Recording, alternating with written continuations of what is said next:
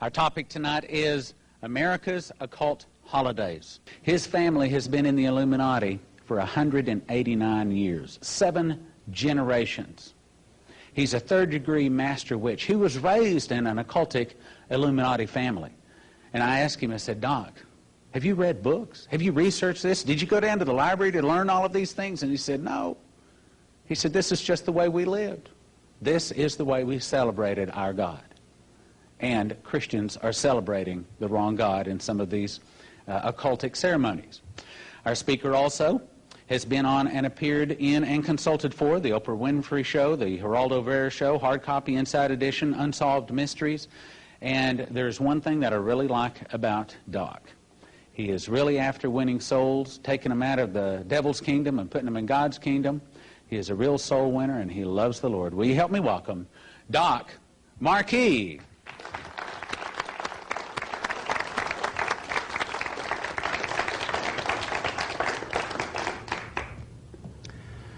Many of us normally celebrate various holidays thinking that they're Christian or that they're American ones and that there's nothing wrong with them. What we are going to learn tonight is going to startle most of you. Hopefully it'll challenge you. If nothing else, this information has been kicking up a lot of dirt. I'm not kidding. I have seen reactions that I did not think was going to happen. I am talking about where people literally, I tell you, you'd almost think that they were going to get into a fight over this. But then again, as Christians, we're not supposed to be standing still anyways. We're supposed to be moving and serving the Lord. Now, I'm going to give you the very short version of how I got into the occult to begin with. When I say short, I'm not kidding. I have a ton of materials I need to present to you people. When I was 3 years old, I was brought to my dedication ceremony in the Illuminati. Now, this is not unusual. Many people here in the Christian community, you will take your children, you'll bring them to your various churches, your denomination, what have you, and you'll offer them up to God, correct? Well, in the occult world, they're doing the same thing, except they're offering their children up to Lucifer. Now, this is nothing unusual. It really isn't. For the occultists, this is a normal practice. When you look at anything in the occult, all you have to do is compare it to the Bible. You're going to find out just about everything in the occult was either reversed or perverted from the Holy Scriptures. In the end, you're going to find out that Lucifer has never had an original idea yet. All he did was create a war and think he was going to become God, and we all know what happened then. For the next 10 years, I was put into what's known as the outer court. Now, this is best understood as the Illuminati's version of a seminary. This is where you're taught all the rites, the rituals, the 8 nights of human sacrifice, spellcasting, alchemy, so on and so forth. So by the time I was 13, at the end of another ceremony, this was my initiation ceremony now, they brought forth a book that was made out of lamb's hide. It's known as the Book of the Dead in the occult. They brought forth a quilled feather and then a ceremonial knife called athame. They sliced my arm wide open, passed me that quilled feather. I had to dip it in my own blood and sign my new occult name in this book. This made me one of them. Now, isn't it interesting how in the book of Revelation we find out that in heaven there's an angel signing our name in the Lamb's Book of Life? Again, just another occult counterfeit. For the next 4 years, I was going through the ranks like all other Illuminists, to where by the time I was 17, I became initiated as a high druid priest, or what's best understood as a third-level witch or a master witch. At that point, it gave me authority over a particular region. Now, a region is a governing area in which, in this case, the third-level witch had full authority over. We had a little bit more than 1,000 Illuminists within this area at the time. A year and a half later, I went into the United States Army under orders from my bosses in the Illuminati. Now, this was not my idea. Okay, don't get me wrong. You know, but I did not go in for patriotic reasons back then. I would do it now, but the Illuminati, since the mid-60s, have had an ongoing plan in which they were sending in hundreds and thousands of their own people to where they wanted to infiltrate every single military base around the world. Once these bases were infiltrated, they would start setting up their own covens. Now, the reason they were doing this was so that they could recruit key people from the military into their own ranks. And this would help them out tremendously. Let's say you were into communications, and I initiated you into the coven. Well, because you had access to communications, you're one of us. I now have access to communications. If you had access to supplies, I had anything I wanted because you were now one of us. I had access to what you had access to. And unfortunately, the Illuminati is too good at what they do, because as of April 1978, if you check the Army Chaplain's Handbook on Religious Requirements, you will find out that just about every single major occult religion is listed in it. We're talking Satanism, witchcraft, you name it, it's just about there. And it's all legal. They're federally recognized, they have tax exemption, they have priesthood status, and it's all perfectly legal to be practiced on every single military base throughout the world now. And you know, there's nothing we can legally do to stop it. Of course, we weren't going to be told that this is what was really going on, but nevertheless, they did it. Well, to make a very long story short, when I was at Fort Lewis, Washington, a young man, I didn't know him too well, he was just an acquaintance, walked up to me and started a conversation. Shortly after that, he had to leave, but he asked me if I wanted to go to church with him on Sunday. You know, and back then, of course, there was no way you were going to get me to set foot in any church. You know, but I have to tell you the truth. Let me tell you, for the next 3 years, my life literally was a nightmare. Because no matter where I went, and no matter how far I went, there were some born-again Christians just waiting to witness to me. I mean, they were falling out of the trees, jumping out of the bushes, and I am not kidding when I tell this. This is the truth. I actually saw one jump out of a moving vehicle once to try to witness to me, but I ran faster that day than that Christian did. To wrap it up, as I was saying, I have a lot to present, but at the end of those 3 years, I finally saw what I was doing in light of what the Christians were saying all along. On April 15th, 1979, I went into a Christian church as a sold-out slave of Satan's, and I left as a born-again child of the King. And for the last 18.5 years, I've been running a ministry called Christians Exposing the Occult, wherein they're trying to get people out of the occult. There's more going on nowadays than most Christians would realize. And it's sad. It really saddens me at times, because we're the only ones who actually can be used of God to get these people out. And so many times, we just don't seem to be doing it. What we are going to be doing now, as I stated before, we're going to be going over certain holidays. Just about every single holiday you can think of, and we're going to get into the origins of all this. I am hoping that at the end, this challenges you. Not to go out and have me shot, but challenges you as a Christian, your conviction, your dedication to Christ. There are 8 nights of human sacrifice on the Illuminati's calendar. Starting from the top, December 21st is the night of Yule. It moves down to Imbolg, Ostara, Beltane, Litha, Lughnasadh, Mabon, and finally Samhain. Now the reason December 21st is at the top is because, according to the Celtic calendar, this is the calendar that the Illuminati uses to this very day. The last day of the old year is October 31st. It begins on November 1st, the new year. Now you're going to find out this will have great significance. We will be getting to that. As we look through these nights, you're going to find interesting things are happening to them. If you recall in Genesis chapter 1, I believe it's verse 16, the reason God put the sun, the stars, the planets up in heaven was for us to measure the seasons by and to watch out for certain signs. This was a very specific purpose God put them there. And look at this. The winter solstice, the spring equinox, the summer solstice, and the autumnal equinox.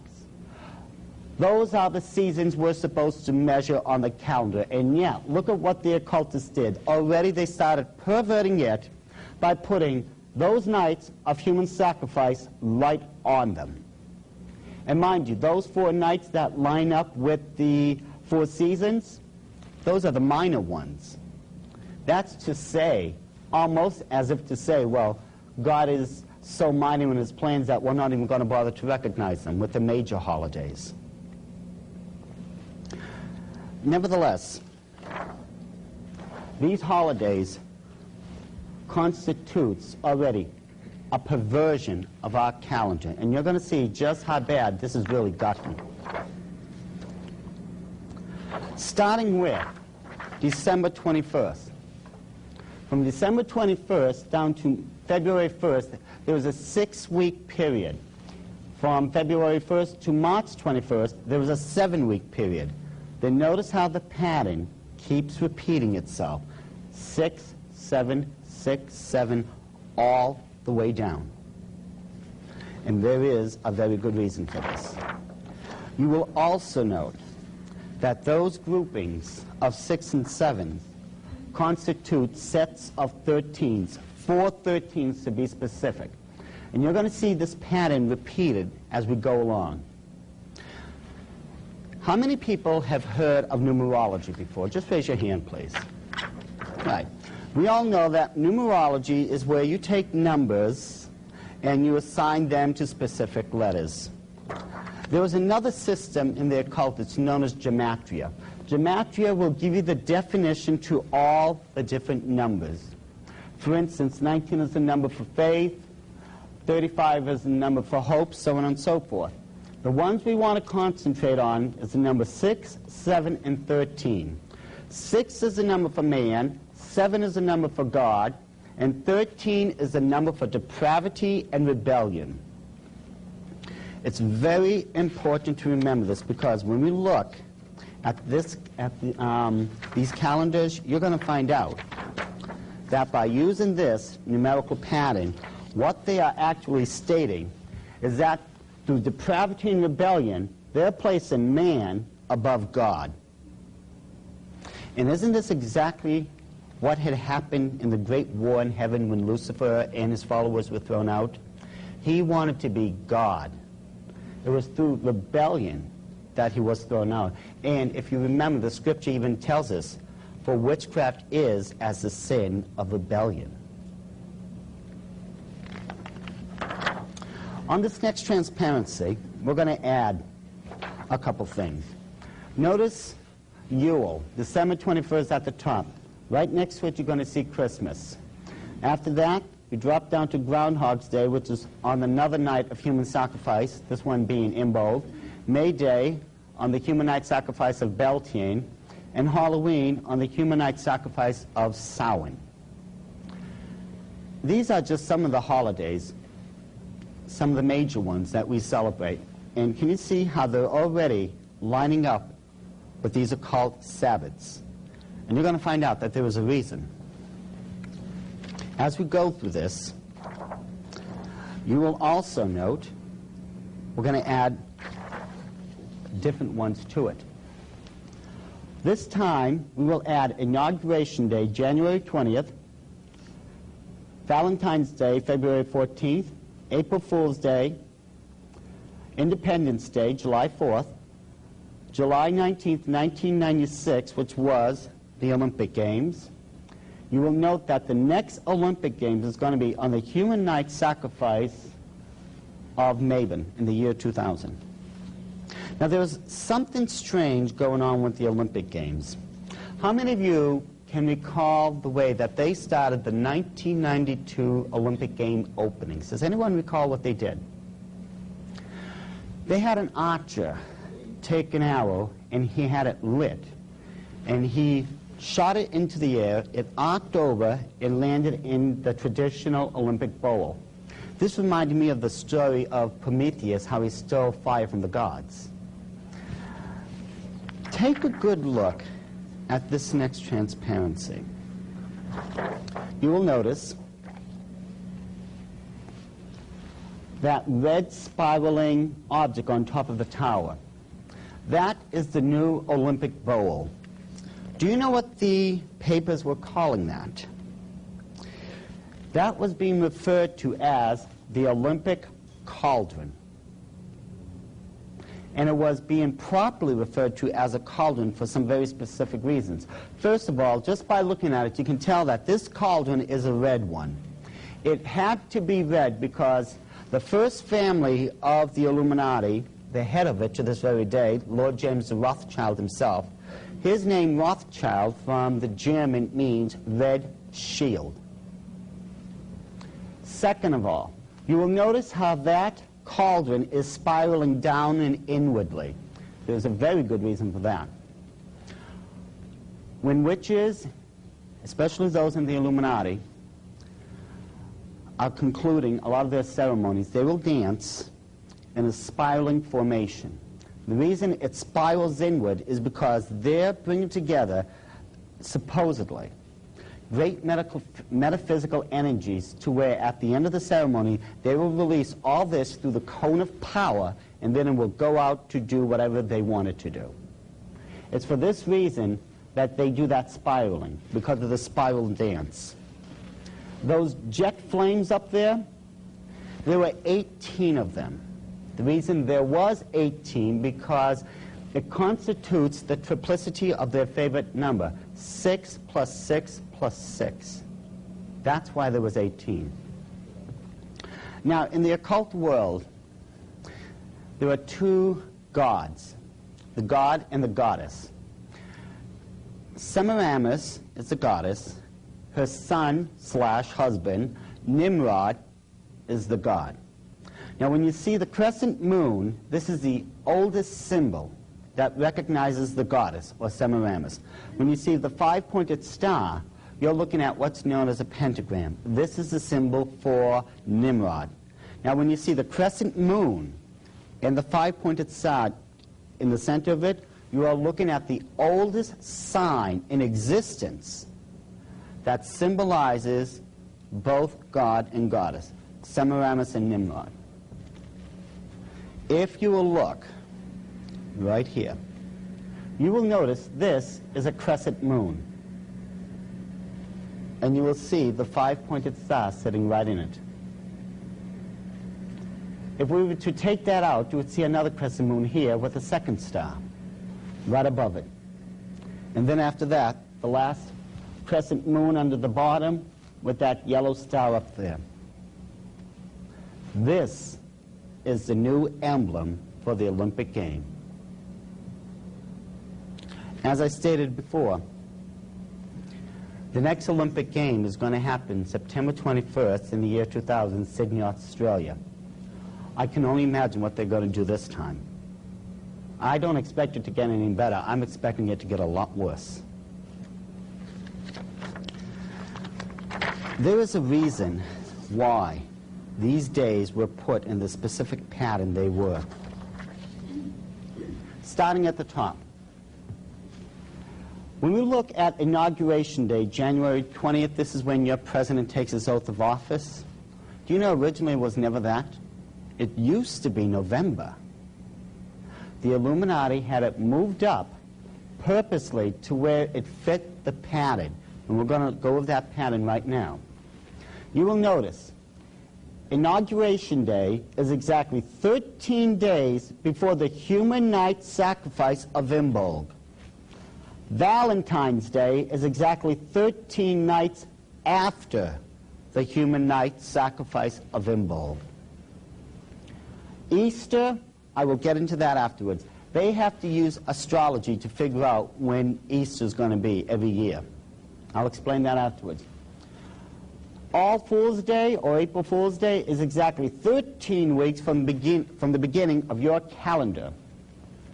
Independence Day is exactly 13 days after the human night sacrifice of Litha. Last year's Olympic game was exactly 13 days before the human night sacrifice of Lunasan. And if you notice, the next one is going to be exactly on the night of a human sacrifice. Are you beginning to see this numerical pattern? How all these 13s are lining up? Let's face it, we can't deny the mathematics of this. All you have to do is just sit down at the calendar and count. It will point out these are all separated by 13s.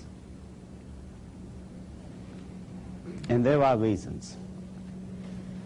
The main reason, at least for this alignment, is because every single one of these holidays are occultic in origin. We're going to be able to, Lord willing, go over the majority of them tonight. Starting with Christmas. Now, I am very well aware that, of course, most people in the Christian realm, just about anyone for that matter of fact, believes Christmas has everything to do with the birthday of Jesus Christ, correct? However, when you look at the scriptures, there is no way, first of all, Jesus Christ could have been born on December 25th, as they like to state, because the Bible tells us that, if you look in the book of Luke, that the shepherds were still out in the field tending to their flock. To this very day, Judaic tradition teaches us they don't bring the sheep in from the fields until the second week of October. Christ could not have been born in December then. It had to have been right before that event had happened. If you have your Bibles, turn to Jeremiah chapter 10. There's an interesting event that's going on here. And then you tell me what this sounds like. Hear ye the word which the Lord speaketh unto you, O house of Israel. Thus saith the Lord, learn not the way of the heathen. Get that one memorized, folks. Learn not to do what these occultists are doing. What are they doing? Learn not the way of the heathen, and be not dismayed at the signs of heaven, for the heathen are dismayed at them. For the customs of the people are vain. For one cutteth the tree out of the forest, the work of the hands of the workmen, with the axe. They deck it with silver and with gold. They fasten it with nails and with hammers, that it move not.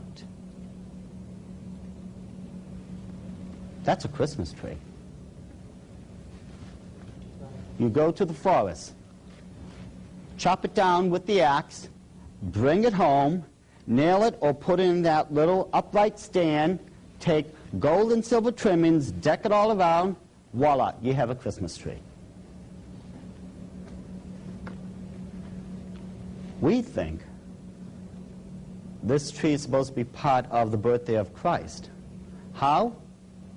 That one's still a mystery to me, but I have to tell you, when you look at the occult religion, you're going to find out that there are very specific trees that are very sacred in the occult realm. Just a couple examples I put up here. The oak tree is the most sacred of all the trees for the Druids. The Druids were the high priests of the Celtic tribe. As a matter of fact, the name Druid from the ancient Gaelic means the men of oak. The Egyptian, well, they had plenty of palm trees around there. That became a very sacred tree to their god Ra. And of course in Scandinavia, where Odin was supposedly the chief god of the entire pantheon, he wanted the fir tree. Now, these people in the occult nowadays, they are still taking gold and silver decorations, putting it on their trees. A lot of them are taking cookies, putting them on the trees also after they baked them. They will take chestnuts, tie traditional Christmas color ribbon around them, or I should say Yule ribbons. See, you call Christmas what it is. The occult, it's properly known as Yule. We'll get to that. But they will take the traditional colors, either red or green, tied around chestnuts and hang it from the tree. This is how just, some of the items became part of your so-called Christmas holiday. It is also, if you remember, the five-pointed star, the pentagram, is the oldest symbol that represents Nimrod. See, in the occult world, from November 1st all the way through April 30th, the God is in charge. He will rule over the world for those 6 months. After that, the goddess takes over. At this point of the season, he is known as the winter god. He is also commonly referred to as the horned god, the stag god, the god of the hunt, so on and so forth. It is for this reason, his symbol, the five-pointed star now, you've been placing it on top of these Christmas trees. How many of us have done this in the past? Be honest, yeah. We've been putting those on top of our trees. In the old days, of course, what they used to do, they would take candles, put them on the branches of the trees and light them. They would also take these same candles and put them on their windowsills. But you got to remember, this time of the year, the nighttime is longer than the daytime, correct? What this candle does is send out light. Now this is according to the occult belief now. Sends these lights out from the homes to where the winter god can see them, and he will come down and bless the people in that household. These lights are welcoming back the winter god himself. But of course, nowadays, we've modernized this, and we have these multicolored lights that blink on and off, and these fake candles we put in the windowsill, but it's still the exact same thing. You put those on your trees, you put those on top of your windowsills, you're doing exactly what those people in the occult are doing to this very day. You're welcoming in the occult winter god. Then, of course, there are the various plants that we are using to celebrate the season. We've seen mistletoe before. It's a green plant with white berries that are very, very poisonous. The mistletoe is a very sacred plant in the occult world. It's a fertility plant. It's for this reason that the custom of when you walk under the mistletoe you're supposed to kiss, that's what it's symbolizing, the rites of fertility. The Christmas wreath. It is circular in its design, and it was done so for a reason. And I'm going to try to be as tactful about this as possible. But if the truth be known, this, first of all, represents the cycle of life and the cycle of reincarnation. The reason that is so is because, occultically speaking, again, this is another fertility symbol, because it represents the female sexual organs. And it's for this reason why in the occult world there is still placed candles around it, because it symbolizes the male phallic symbol, the unification of both of them. And of course, we've seen the holly plant before. This is, again, another fertility plant. It's a minor one in the occult, but this one is still used to celebrate the Yule season in the occult world. And of course, a lot of us honestly believe that these holidays are harmless, that there's nothing wrong with them.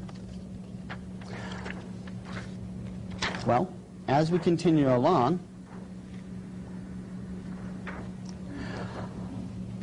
how many people, if this is really a harmless holiday, could honestly right now explain the origins of Santa Claus? Let's face it, Santa Claus, just like these holidays, just didn't fall out of heaven. They had to have come somewhere. In the occult world, remember, as I stated before, the winter god is known as the stag god. Through the myth that are found in the occult world, Satan is actually trying to convince his followers that he is like God. See, God has three qualities that, of course, no one else has. He's omniscient, omnipresent, and omnipotent.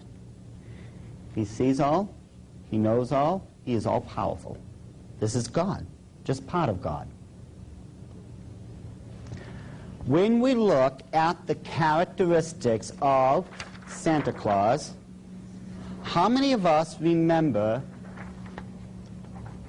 Santa Claus is also omnipotent, according to the legends? Do you know he can tell you at any given time who's been bad and who's been good?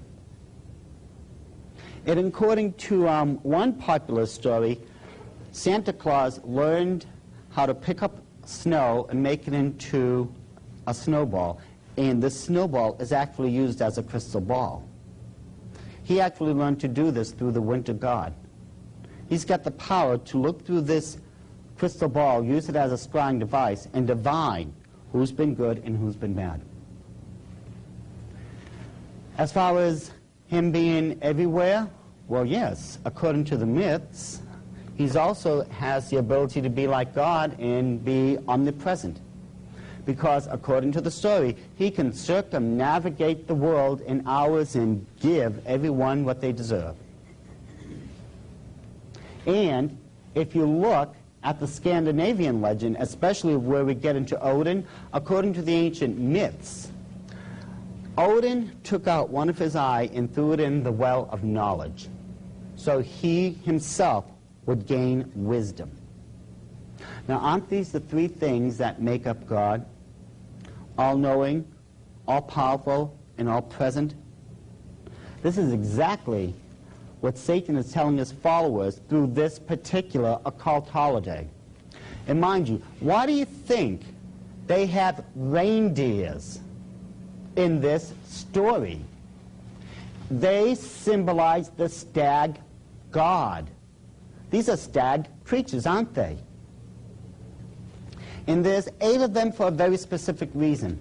8 in gematria stands for new beginnings. However, 8 is the only number when you place it on its side becomes an occult symbol.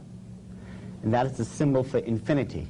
The infinite yearly return of the stag god. Why do you think Rudolph, has a red nose? It's the traditional colors. In the celebration of Yule, in the occult world, there is always red and green. These are the 2 colors that are used during that time of the year. The mistletoe, holly, wreath, the pine trees, the fir trees, all of them are green. The holly berries, the bows, Santa's clothes, Rudolph's nose, all that is red. You people didn't create this stuff. It was already there. All that happened is that it was brought into your American calendar and it became Americanized and Christianized. That's how you get this. So the question is, whose birthday is December 25th then, if it's not Jesus Christ? Semiramis and Nimrod, the 2 original co-founders of the occult world, had a child. He was known as Tammuz. Tammuz was born on December 25th. 4 days before December 25th is when the night of Yule begins.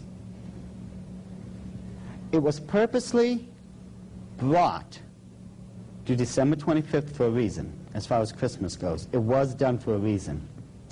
Back during the early Roman Empire days, when you had the first popes, of course, we know historically speaking, the first one was Constantine.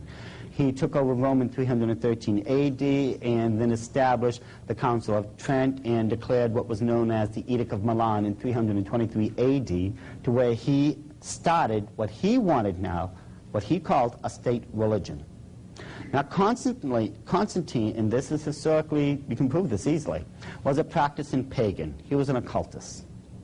He took these pagan occult rituals and holidays, put them in this new state religion, and if you would, candy-coated it with an air of Christianity. The reason he did that, because he knew the pagans would recognize this for what it really was and still come in.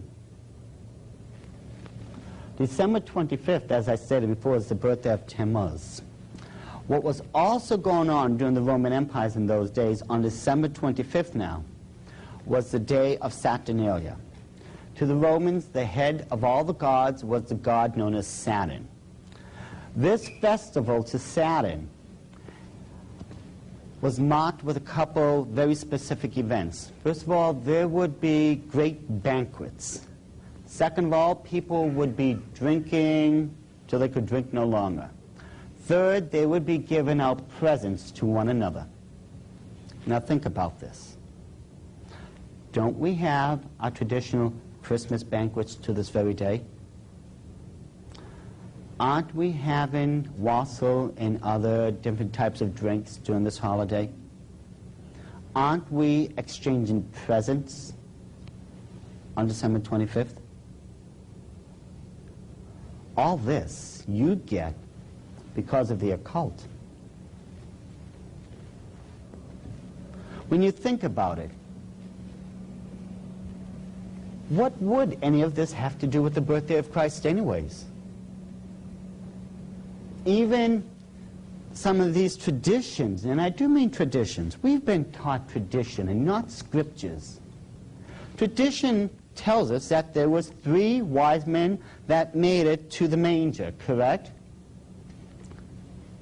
Scripture tells us those wise men never made it to the manger.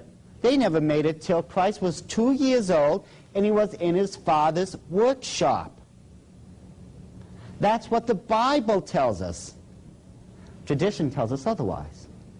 Tradition also tells us, well, this is the birthday of Jesus Christ.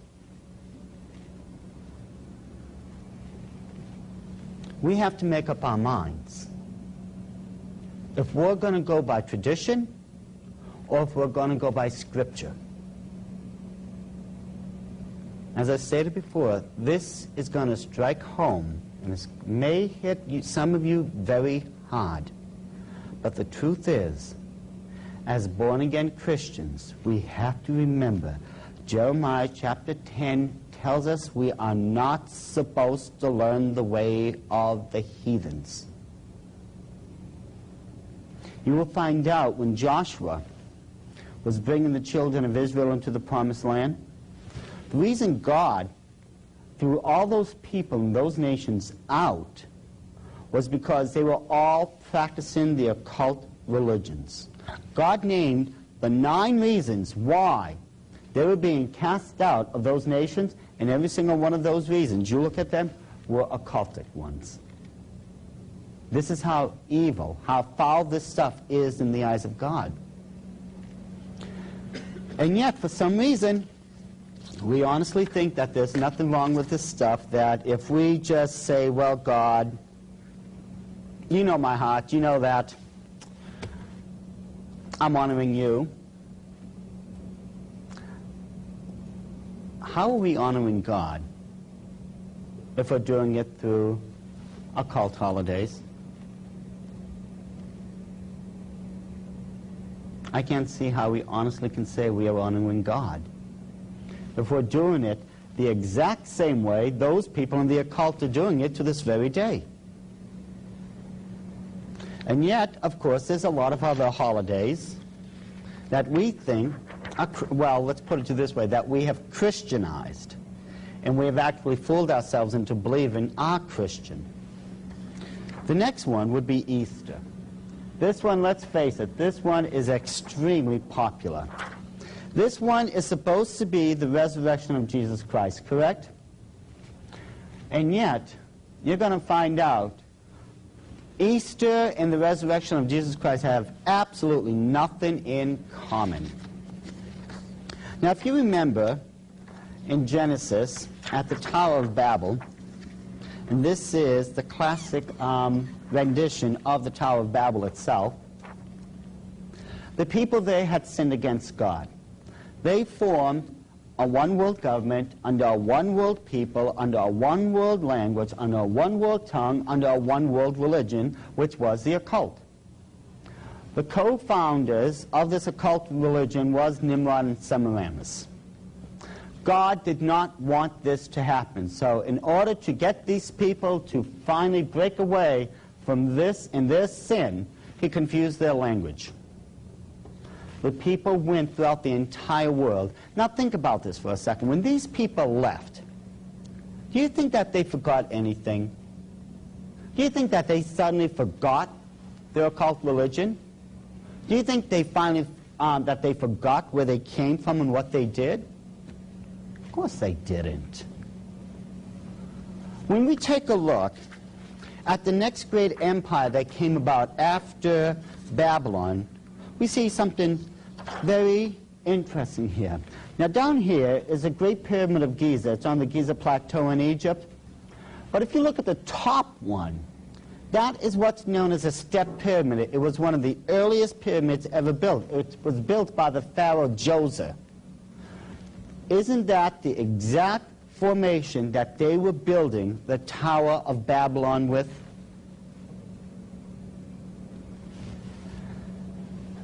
Something very interesting is happening to us both historically and prophetically. It all started in Babylon, as far as our civilization goes. A one-world religion, one-world people under a one-world language, one financial system, so on and so forth. It's going to come around, and according to the scriptures, we're going to have Babylon all over again. We're going to have this one-world order under a one-world people, under a one-world occult religion. We're doomed to repeat history because we did not learn the mistakes of it. We have really gone off the mark. But as I stated before, you will notice, same formation. What is even more interesting, how many people have heard of the European Common Market? And that they're trying to create a one-world monetary system known as the European Unit. Here is their official logo. What is that? Right, that's the Tower of Babylon again. Look at the inscription down here. Europe, many tongues, one voice. They want to reverse and undo what God did. God took one voice and turned it into many languages. They want to take those many languages and unite them under one voice, just one people again. The five-pointed stars up there, those are inverted pentafors. Those are the common symbols that are used by those people in Satanism. But there is also something very peculiar going on here. I want you to pay very close attention to this next transparency, and you'll see why they're in the formation they're at. You look at the very top of this next transparency, and I think you'll see what I'm talking about. The oldest symbol in existence for Nimrod is the pentaphor. Notice it is above or crowning Babylon itself. This is completely telling you that the occult religion is going to be the head over this new Babylon. We're going back to where we started.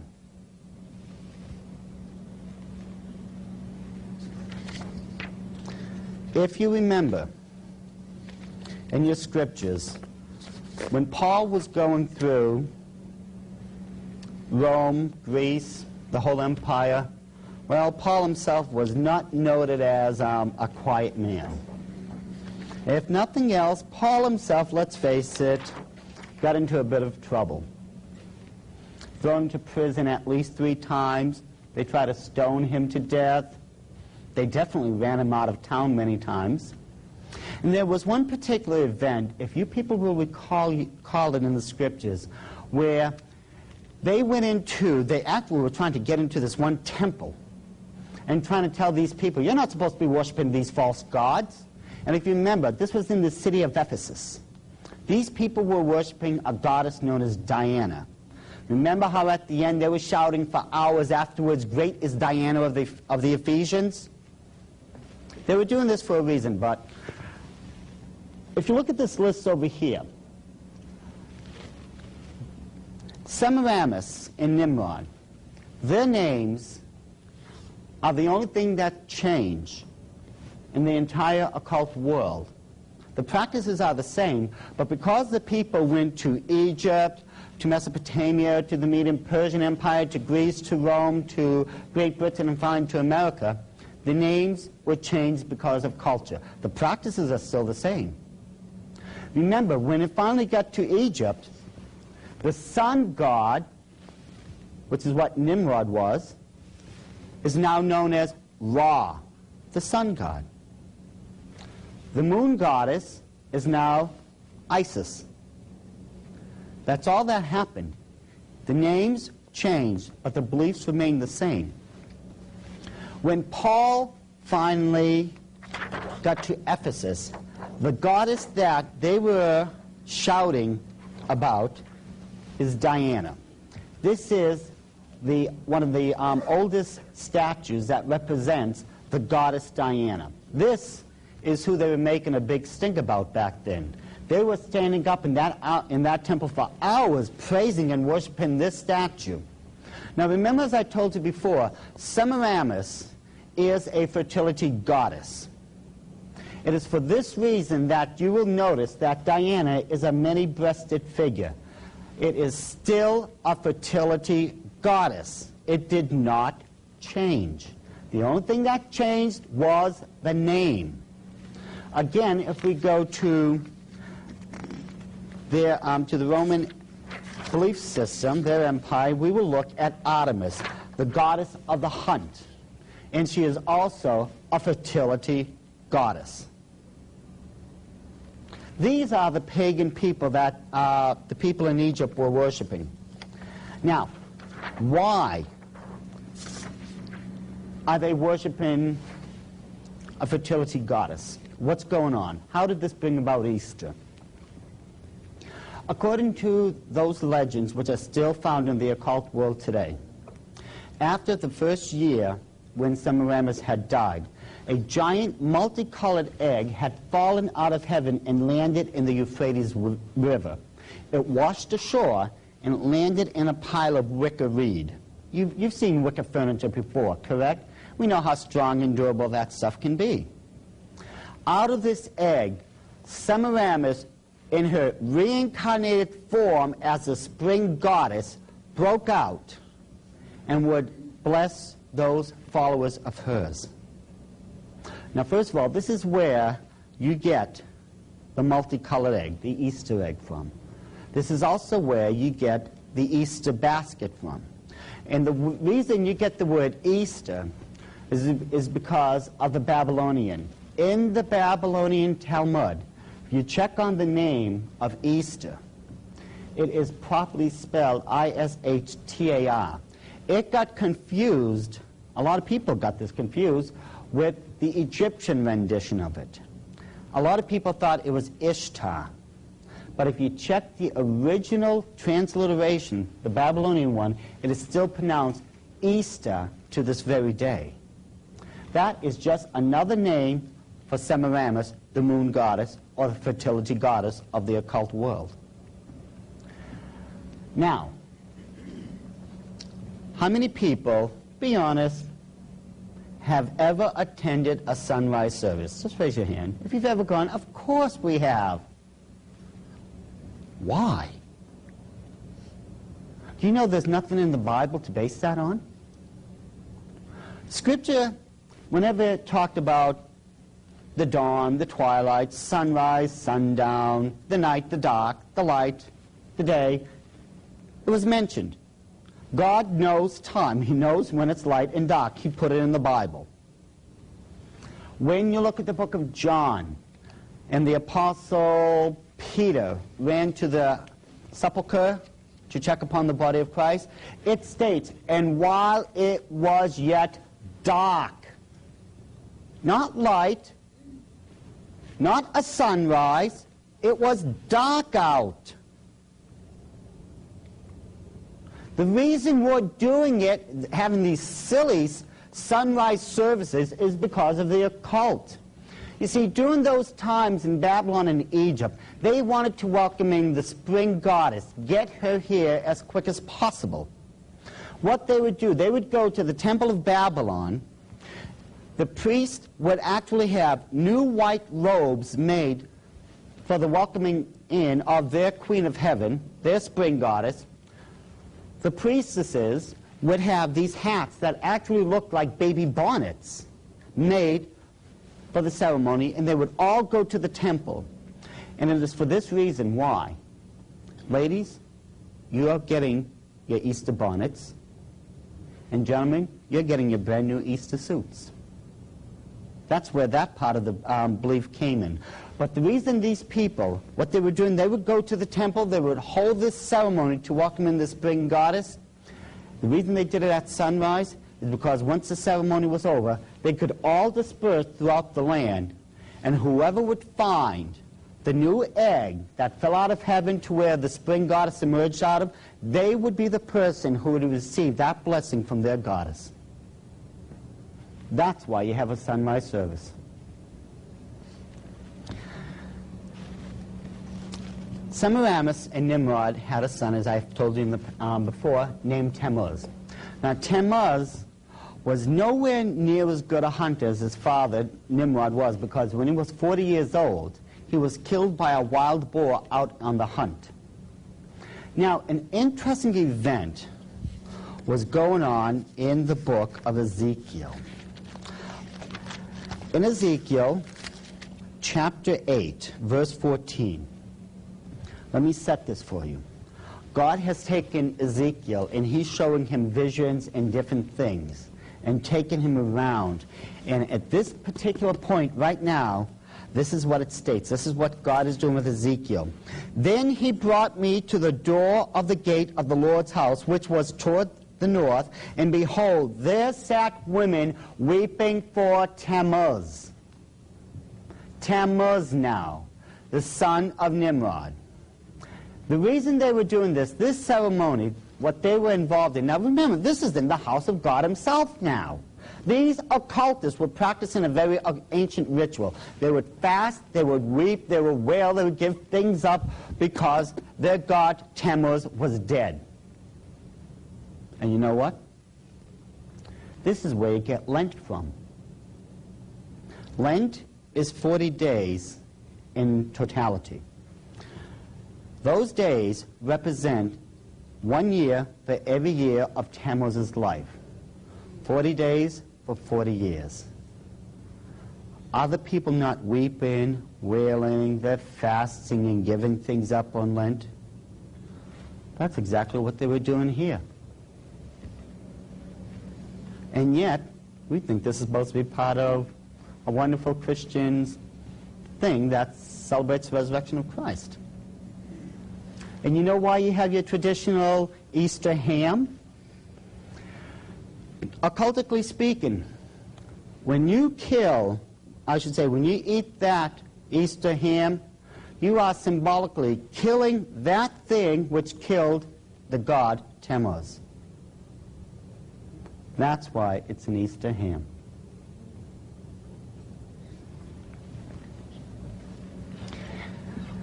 We have brought all these things into the church, and we think of them as harmless Christian holidays, and there's really nothing harmless about them.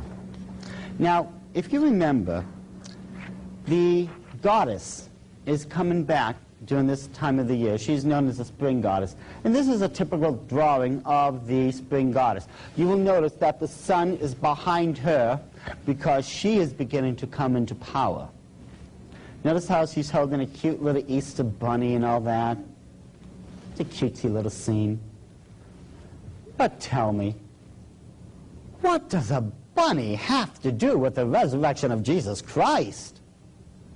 I mean, I would like just one person for once, I don't care if it's a theologian, a doctor who has his doctorate in divinity, I don't care who it is. Could someone in the Christian world explain the Easter bunny to me?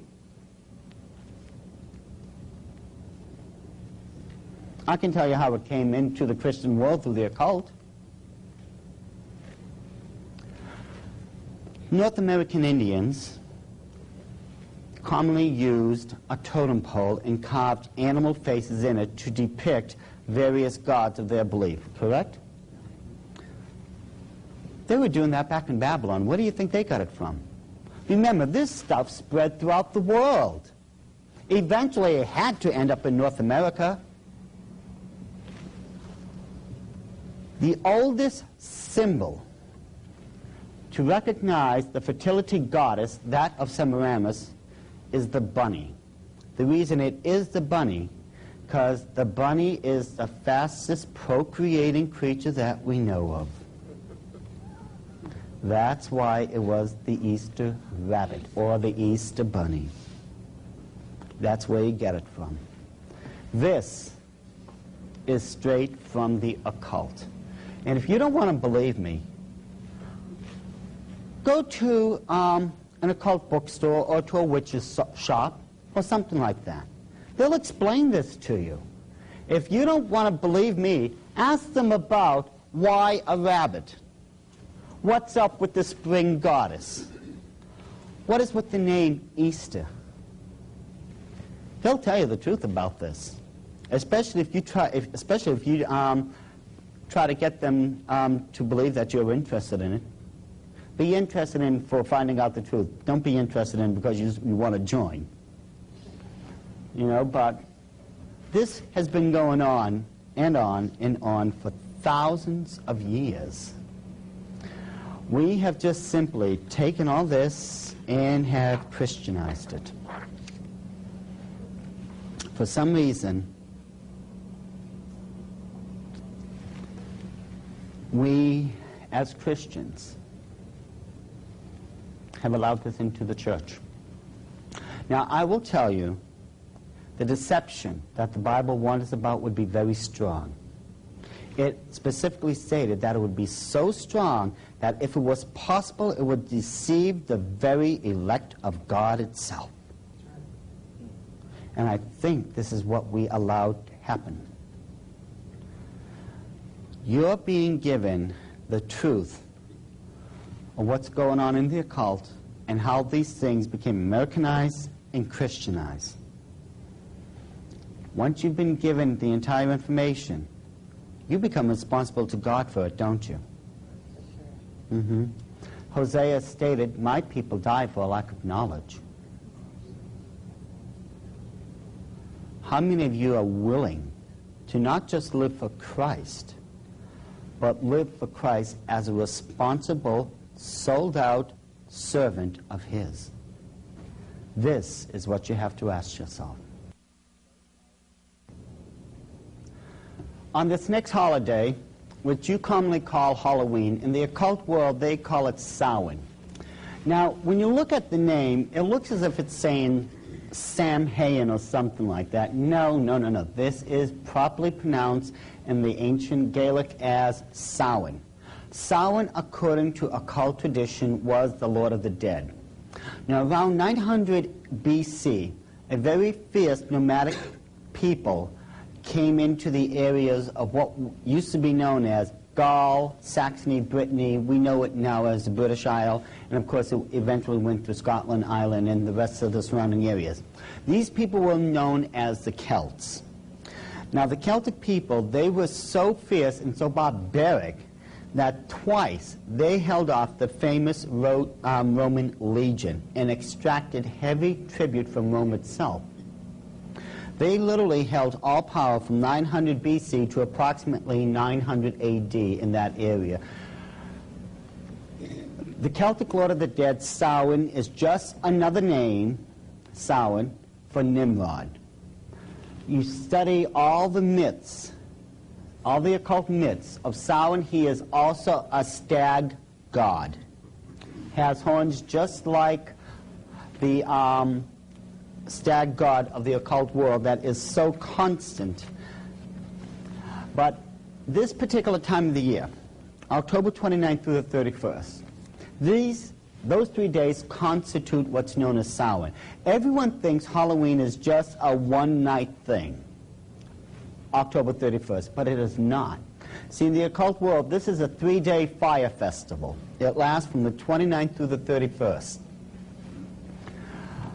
During the time when the Druid priest held power in Great Britain, now the Druids held all power. You couldn't get married without their permission. You couldn't hold any type of official title in the clan without their permission. You couldn't even attend any of their religious ceremonies without their permission. They literally held power over all life and death, and you're really going to find out how in this example. During the nights of Samhain, the Druids would gather at these giant megalithic stone circles. One of the most common known stone circle is, of course, Stonehenge. Just about everyone has seen Stonehenge at one time or another, be it in picture or if they were actually there. Now, Stonehenge, as I said, it's a megalithic crop circle. Megalithic crop circle. That's the UFOs. Wrong subject. But we could always get there. This is a megalithic stone circle. It served three specific functions. First of all, it was a temple complex. Second of all, it served as an astrological observatory. Third, it served as a place of human sacrifice. Archaeologists have already unearthed, underneath Stonehenge, over 4,000 human skeletal remains. And that's just Stonehenge. There are hundreds of these throughout the British Isles. This one, believe it or not, is small compared to some of the others. The one in Avebury is over a mile in circumference. This is just a small one. And there's over 4,000 dead human sacrifices underneath it. You multiply that by X amount of hundreds of these stone circles, and I think you'll understand what the Druids were all about and why they were so greatly feared by the common folk. During the time of Samhain, the Druids, in this example, they would meet at Stonehenge. They had a giant cauldron, a black pot, that they would fill with what you would best understand as an apple cider-like substance. They would light the pot, and then all the Druid priests would go out throughout the countryside. They would go to various mansions, to castles, to people of nobility such as the earls, marquis, dukes, what have you. They would walk up to the front door of these places, and you want to know what they would yell out? Trick or treat, exactly. Now see, trick or treat is a two-part expression that literally sent waves and waves and waves of panic throughout the people who ever heard it. You see, if the Lord of the Manor cooperated with the Druids, he would take one of his own servants or one of his own household members, someone of his own family, and pass them over to the Druids to be used as a human sacrifice offering that night. The Druids would leave you a treat for your cooperation. They would take a pumpkin that was previously hollowed out and filled with human fat. They would leave it on the front doorstep and light it. This served as a water protection from all the demonic forces that would be unleashed that night.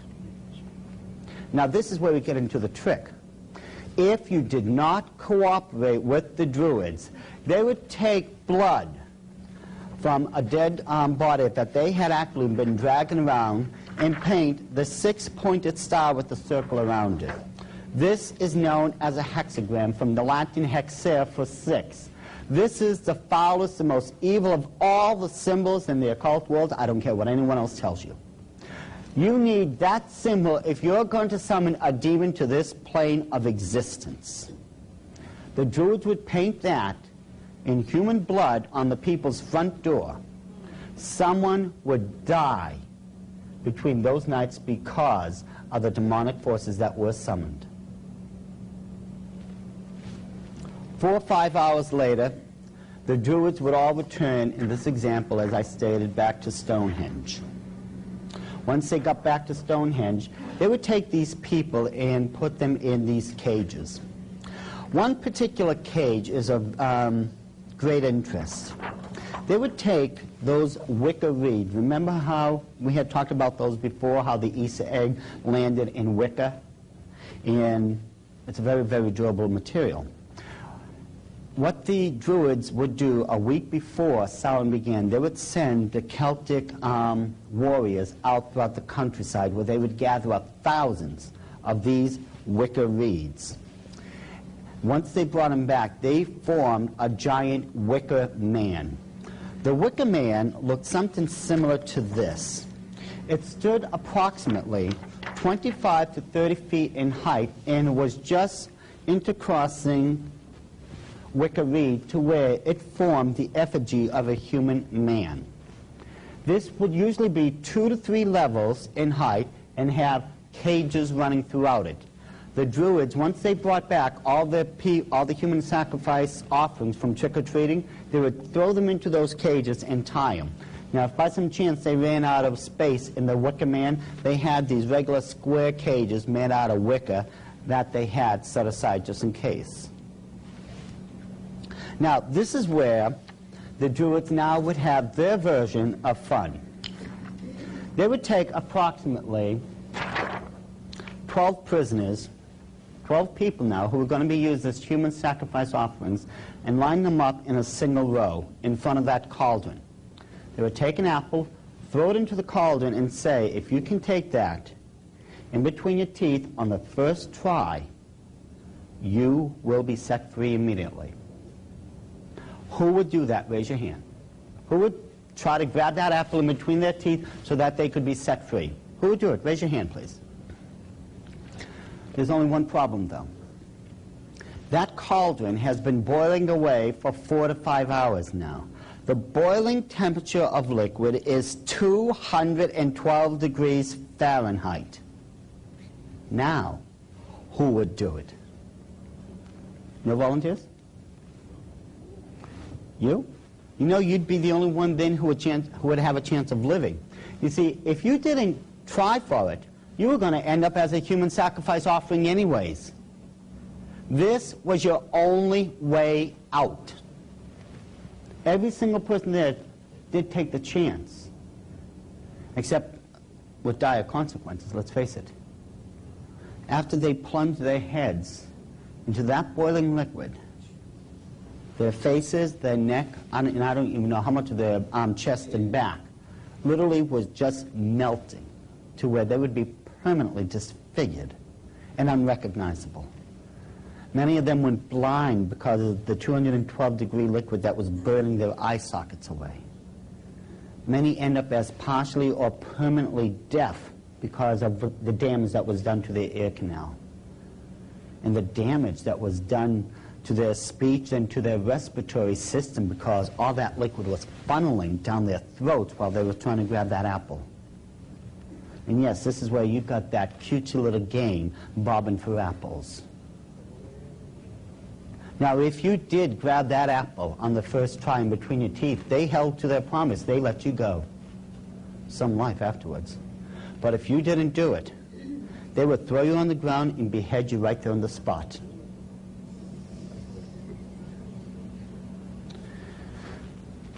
Samhain is the highest night of human sacrifice on the Illuminati's calendar. And the reason it is because this is, at this time of the year, what's known as a crossroad.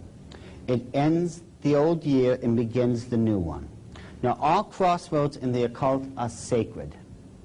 Another example would be where the beach begins and where the beach ends and the ocean begins. That's a crossroad. That's considered a sacred spot. All crossroads are sacred. Now, during this time of the year, it is believed that those souls that had died from who knows how long ago, because the veil that's separating the third and fourth dimension are supposed to be at their thinnest, those departed souls can cross over and visit their loved ones for the night. But nothing guaranteed that these spirits would be benevolent. In order to keep these spirits in line, the Druids came up with these hideous masks and decorated their robes with all types of occult symbols to control these demonic spirits, if you would. And you know, this is where you get your costumes for trick-or-treating from. Let's face it, it comes straight with the mask and the outfit to this very day. And yet, we've allowed this into the church. I mean, be honest, people, before God right now, be honest. How many of you have ever gone to a Halloween party at a local church? Raise your hand. Be honest here. There's nothing wrong with it, I mean, as far as being honest goes. Now the thing is, and I'm going to hear so much for what I'm about to say, but then again, let's face it, a lot of times the truth just isn't popular. Those people who go to a Christian church and have a Halloween party, they're open hypocrites. That's exactly what they are. And that's a tough thing for a lot of people to swallow. Because this is a fun thing. This is supposed to be nothing but fun. And yet, you know, there's actually a group that's actually worse than that. Many of the Celtic people, those in the tribes and the various clans, could not attend the Samhain festival and a lot of these religious holidays because of the distance that they lived away from these temple complexes. What they did, they would hold the exact same ceremony, except the Druid priests weren't able to preside over it. Instead of calling it Samhain, those Celtic warriors called it a harvest festival. Now, how many of us have ever gone to a church where there has been a harvest festival? Those people doing the harvest festival, they're the closet hypocrites. I mean, bad enough being open about it, but being a closet hypocrite about it, I mean, really. But that's exactly what's going on. We've given it this wonderful Christian air. We've even gone so far as to tell the kids, it's okay if you wear a costume that has Moses or Ruth or Mary or whoever. It is not all right. When the Bible said, learn not to do the way of the heathen, do you think God was just taking up space? We have got to make up our minds one way or the other to commit ourselves for Christ or not to. Those are the only two choices we have. Because when you look at the third chapter of the book of Revelation, it talks about a curse that's upon our church age, and that's known as the Laodicean church age. The Laodicean Christians, for the most part, are just lukewarm at best. And those are fence walkers. A fence walker is just walking the mark, and he's not committing one way or the other. How can God bless a person who won't make up his mind one way or the other? This is what it comes down to. And didn't Hosea himself say that my people die for lack of knowledge? Well, I think we're getting a fair amount of knowledge right now, but the question is, what are you going to do with it? This is what you have to ask yourselves. And as I said before, this is not a popular topic of discussion. Let's face it. How many of us have gone out, we've celebrated Christmas, we've gone Easter egg hunting, many of us. Halloween, harvest festivals, and trust me, I'm not done yet. But this is popular stuff. But since when did Christ tell us we're here for popularity points? We're not here for that reason. We're here for one and only one purpose, and that's to fulfill the Great Commission. To go out there, preach the gospel of salvation, and get these people saved. But how is that going to be possible if our own houses need to be cleaned up? We want God to shed his blessings from on high. We want God to use us. How can we honestly expect God to do that if we're doing the exact same thing the heathens are doing? In the occult world, nothing has changed, and this is more than 5,000 years old. And if my pastor Bruce Wilson was here right now, he would be looking at me and wondering what's getting into me. See, I have a deadly fear that one of these days God may call me into, the ministry to become a preacher. No. My gift is in teaching, and I'm just praying God never does that to me. Don't get me wrong. Preachers are some of the nicest people on God's earth. You should make a friend of them. But it just isn't my gift. It really isn't. But the truth is, really, how are we ever going to be used of God if we don't clean up our own houses first. There's just so much that we, and again, here I go, people, that we would love to blame other people for doing. Oh, do you see what that person has done? Oh, don't go near, my children can't play with that girl because her parents or her does this and that. I think we should start pointing the finger here first. Christ said, don't worry about the little sliver of the mote that is in their eyes. Worry about the 4x4 that is in yours right now. Then you'll be able to see spiritually to help them. Now, what could possibly be so harmful or occultic about St. Valentine's Day? It's a day set aside for lovers, isn't it? That's what it's known as. It's the holidays of lovers, correct? If you recall, remember how I told you, Nimrod, Semiramis, and Tammuz, they were the first family of the occult. The occult beliefs did not change. All that happened when it went to the next culture, just the names changed. The beliefs remained the same. If you go back, you can actually trace all this stuff.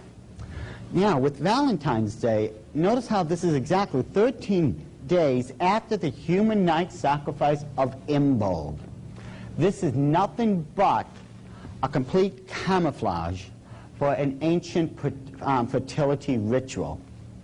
Now, how many of us have seen this cute little boy before?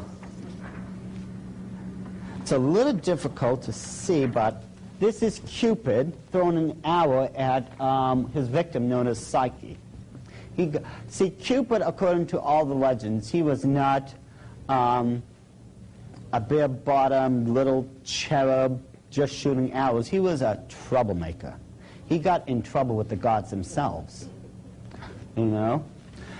And he himself, as I said it, boy, did he get into a lot of trouble. But Cupid, if you check this very carefully, according to the legends, was the son of Venus. Originally, his name was Tammuz. Remember, he's the son of Semiramis. Venus, originally, is the daughter of Jupiter. Well, Semiramis was the wife of Nimrod. Now, this here is the famous rendition that's known as the Venus de Milo. It was found in Milo, Italy. This is the fertility goddess. This is the big brouhaha, what St. Valentine's Day is also about. It is nothing but the reenactment, as I stated, of the ancient fertility rites, because, continuing on, you find out Jupiter himself, according to all the myths, was the head god of the pantheon. He was the sun god. Nimrod of Babylon was declared to be the sun god. And if you notice, once it got into Egypt, what was Ra known as? The sun god. It didn't change. Only the names did. That's it. And during this festival of Valentine, there would be a lot of drunkenness going on. There would be sexual orgies going on. And the two most famous sacrifices that people would bring to the temple, to the goddess, were sweets, such as candies, and spring flowers. And isn't that what we're doing to this very day? How many of those candy stores are making a killing, let alone the floral shops? This is the exact recreation of that ancient fertility ritual. And mind you, back then they had a symbol that they used for this ceremony, and it was the human heart. The reason it was the heart was because the heart represented the seat of all emotions, including love. And to this very day, we will reenact this ancient occult ceremony, and we won't even think twice about it. Now, this one is one of my favorites. Groundhog's Day. What could be so occultic or harmful about a groundhog? Well, first of all, groundhog is celebrated on the night of what's known as Imbolg in the occult. It's the night of human sacrifice. But did you know that the groundhog has great metaphysical powers? He can divine the future. You take this creature, you hold him up in the air, you look down, if his shadow is there, you're going to have a long winter. Well, if you're still holding him up there and you look down and there's no shadow, he's your friend now because you're going to have a short winter. This cute little fellow that they're constantly using every year that you see on TV, that's Punxsutawney Phil. Punxsutawney Phil has the ability to tell not only the future, but the weather better than the weatherman. Anyways, oh, by the way, how many of you had ever seen that movie, Groundhog's Day? You want to talk about reincarnation and what it's all about? Anyway, the groundhog itself is a perfect representation of the spring goddess. We're going to do a comparison in a minute. But over here, we see a young maiden, a mature woman, and an old lady. These three ladies represent the three stages of the Earth Mother's life. She comes in as a young maiden. May 1st, she matures into the Earth Mother, and around October, she goes into what's known as the old crone. This is what's known as the maid, the mother, and the crone. This represents the three facets of the Earth Mother. Now, when we take a look at the groundhog and compare it to the Earth Mother, you're going to find that there is no difference. You see, the Earth Goddess, when her time is over and the stag god comes in, she goes into the earth and sleeps until the spring. Isn't this what the groundhog does? He goes into the earth and he hibernates. The Earth Goddess is sleeping in between two specific periods of time, winter and spring. Isn't that exactly what the groundhog is doing? Work with me here. Nod, yes. Don't force me to get desperate. The goddess is known as an earth creature. This is why she is referred to as the Earth Mother. Isn't the groundhog also an earth creature? The Earth Goddess will only begin to reawaken during springtime.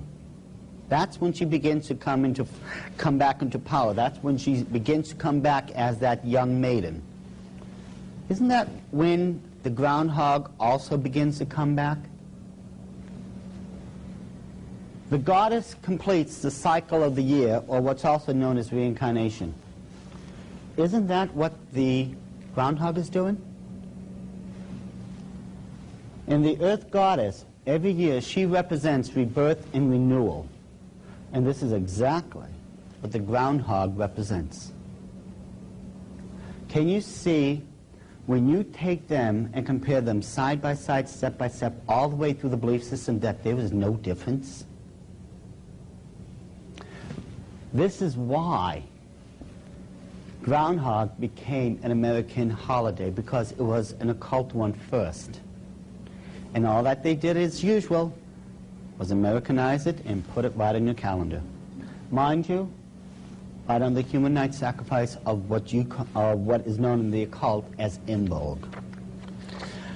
Now this next one, again, it seems harmless on the surface. How many people, of course, have ever heard of May Day? Of course. Now, May Day itself, on the surface, again, it looks harmless. A lot of people just think it's another time just to come together, share some old times with some old friends, do some dancing, some drinking, what may not. We look at the top of this particular transparency. What are those people doing? Right. They're dancing around the maypole. But what people, first of all, don't realize, you see, first of all, this is on May 1st, what's known as Beltane. Let me explain Beltane to you. B-E-L, or what's known as Baal. You'll find the word Baal and Bel in the Bible, both of them. Constantly throughout the Old Testament, where God told you not to have anything to do with Baal worship. Baal worship is the recreation in the occult now of certain fertility rituals. Remember, Baal, this is just, again, another countercultural name for Nimrod. He had many names as it spread throughout different cultures. Now, I'm going to, once again, I'm going to try to put this as tactfully as I can. But you've got to know the truth about this. That maypole is nothing but a phallic symbol. It's for this reason that the people on the ground are dancing around in that familial circle again. It represents the female reproductive organs. This is a mating fertility ritual. You will notice, now those streamers that are coming down are usually a good 6 feet in length. Most of the time it's red and white, though other people will do different colors, but that's okay. Because the men, they're dancing around in a clockwise fashion. That's known in the occult as widowshins. The women, they're dancing in the counterclockwise fashion, which is known as diosol. And if you notice, because of this, those ribbons are intertwining, correct, around the maypole. This shows the unification of the sexual organs and the act of procreation itself. That's all that May Day is. This is just a recreation of an ancient fertility ritual that still goes on in the occult today. This lady down here, this is the earth goddess. This is her in her full blossom now. She is a mature woman, and again, she is a fertility goddess. That's why on May Day you have this fertility ritual. Now, this one seems so harmless. This last one we're going to be covering. What can possibly be so wrong about being Irish for a day? St. Patrick's Day, correct? What could possibly be so wrong about it? What could be so against our Christianity that we shouldn't have a thing to do with it? Well, first of all, if you know anything about the myths, the leprechaun was a demonic imp. He was an elf. Now, I hunted high and low for the best drawing of an elf I could come up with. And I think the one I found is absolutely adorable. Isn't he a cute little fella? I mean, he looks like a Keebler elf. You know? But he is green for a reason, because he's an earth creature. This is why you see all the green in St. Patrick's Day. It represents nature.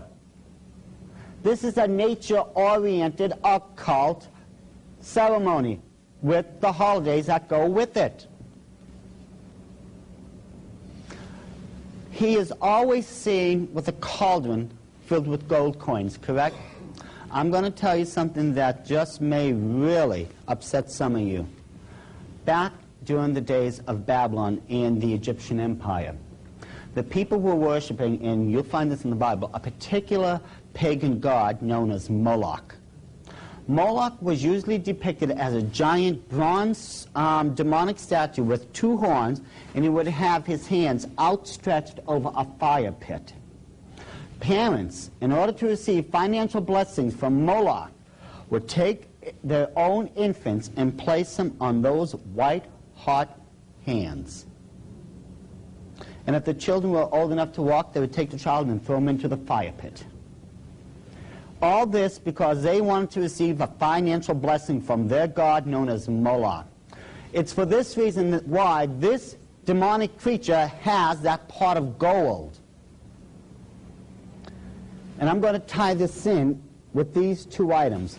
Down here, How many people is familiar with this particular item here? It's known as a shillelagh, right? Think about this. Remember how I told you everything, occultically speaking, you can find as far as a reversal or a counterfeit from the Holy Scriptures? What could that shillelagh be a counterfeit of? What was that? Aaron's rod, exactly. Aaron's rod held great power in it. The shillelagh is where the leprechaun's entire power is held. It is stated, if you have his shillelagh, you control the leprechaun. Remember the design of the Tower of Babylon, how it spiraled? And remember how at the top I told you that there was the temples running through it? Moloch would bless the people through finances, right? It's from this you get the common symbol that's known as the Italian horn. The Italian horn itself spirals like the Tower of Babylon, and you ask anyone who wears it, they say, I wear it for financial blessings and for good luck. Isn't that what you've heard about it? That's where you get it from. It came first from the shillelagh. The shillelagh was a counterfeit of the rod of Aaron, and they took that symbol and made it after the fashion of the Tower of Babylon. This is how it all came into being.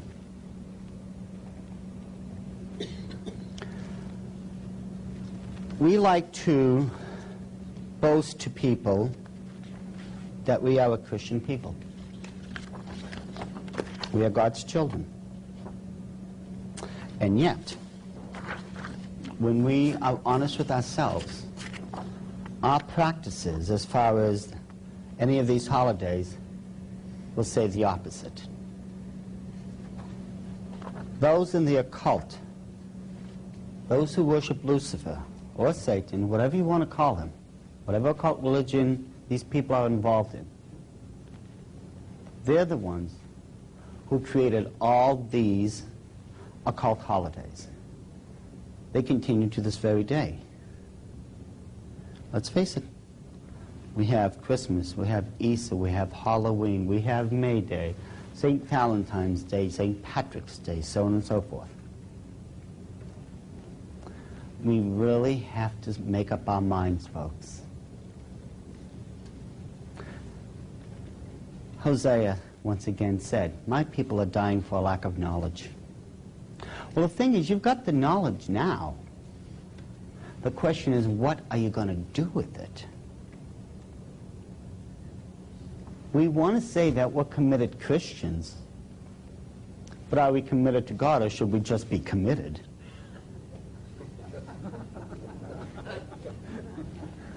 These are not going to be easy things to tackle. Then again, let's be honest, God never promised you an easy life. He said he would give you the strength to make it one day after another. Are you going to keep practicing these holidays? I'm going to hope you don't. I can't tell you not to, because if I just tell you right now, you can't do this anymore, I would be stepping on your free will. God gave each and every single one of you free will, the ability to choose. For me to force you into not doing it would be doing something God himself wouldn't do. If you ever notice, God won't step on anyone's free will. If he wanted people without free will, well, these couldn't be people who could love him. They would just be robots, wouldn't they? But God gave us free will so that, among other things, we could freely choose to love him. But again, as we're saying, all this is going to have to come down to your choice. Are you going to continue to practice these occult holidays? Because that's what they are. You can ask anyone in the occult. Go to an occult bookstore, or find a witch, or even a Satanist. And after you witness to them, ask them about them. They'll tell you. Some of you may be able to just stop it just like that. God be praised if you could. Some of you may have to try to do this slowly.